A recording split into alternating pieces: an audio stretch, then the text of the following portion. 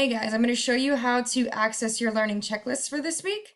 So this is for the last week of school, 5/26/20. You're going to click that and we're going to look over your learning checklist. So since it is the end of the year, we just have two things to do. So you have an end of the year survey, which you're going to fill out, and then you have a circle question.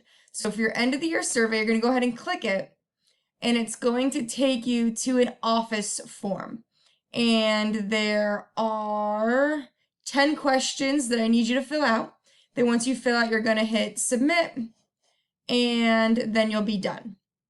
Okay, so filling out the survey. And then the last one is the circle question, which is your discussion question, which is listed right here. So your circle question: what was hard about online learning? And then what are your plans for the summer? So I said that it was hard trying to get everyone to get stuff done. I think some of you benefit from being in a classroom, so it was hard to get you motivated when we weren't in person. So that's what I thought was hard about online learning.